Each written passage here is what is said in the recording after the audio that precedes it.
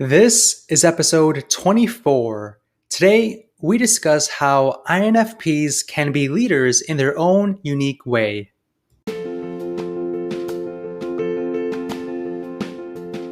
Welcome to the Calm Marketer Podcast. My name is Kenneth Fong, a digital marketer on a mission to help businesses thrive. I'll bring you on my marketing journey where you'll get to learn from my experiences as an INFP navigating an extroverted world and get actionable marketing tips for your business. Thanks for spending some time with me today. Now let's begin.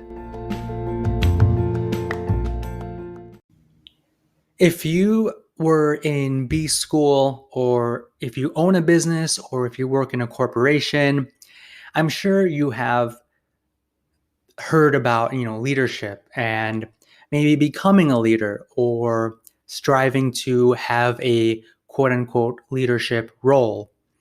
Now, leadership, as what is explained by a lot of business schools, tend to be from people who are the majority of them are ENTJs, those types of people who require or want a lot of power when they are around people or managing projects and certain processes. So, a lot of what I've learned and have heard growing up is, in business, you always want to be a leader or show leadership skills.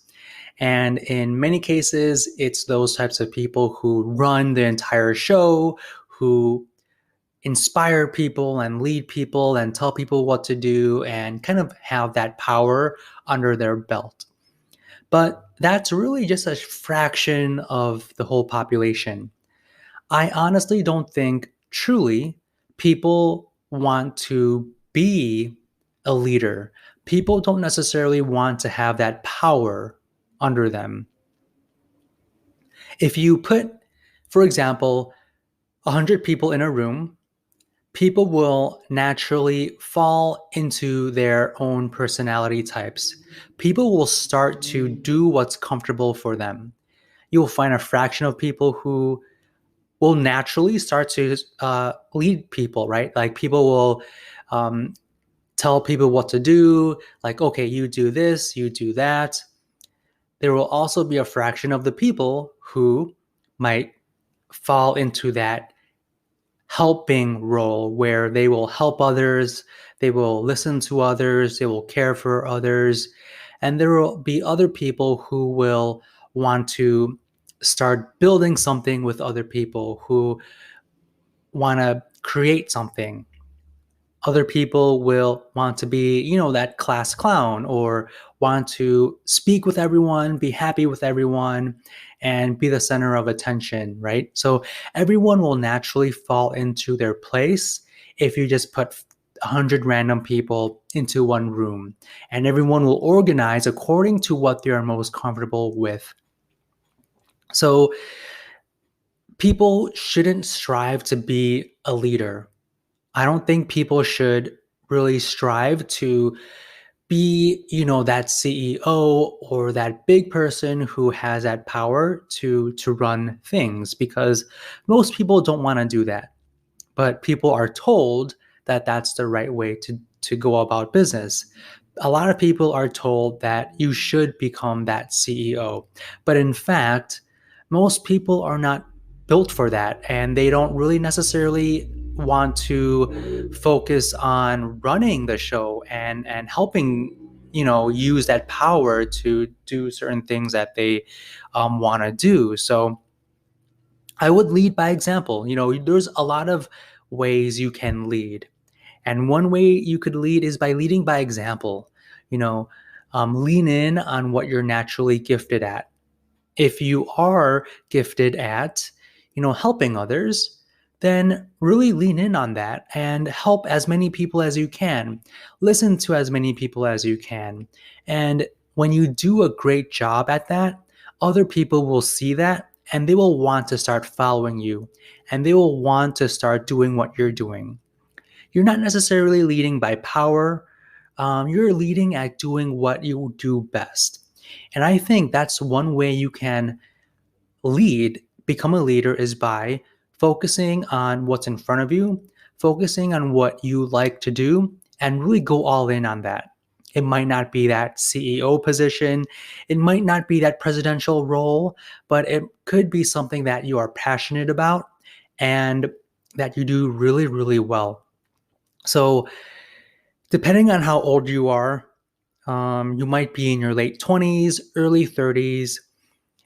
A lot of, even for me, for example, I'm trying my hardest to find what I'm really good at, or really what I really want to be, and finding that comfort in knowing that doing what I want to do is the right thing.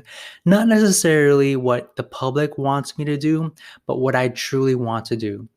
And for a lot of people, it's hard to make that switch. It's hard to really be true to yourself and go all in what you truly desire. You know, especially with your family, friends, society, they tell you what's good and what's bad, but you need to really try to tell yourself what you want to do and where you find true happiness. This requires a lot of thinking. This requires a lot of understanding who you are as a person. And it requires a lot of courage, right? You need to be truthful to yourself. And I'm finding it hard to be truthful to myself in many cases, because I have that external desire, right? But at the same time, I'm trying to figure out my internal desires.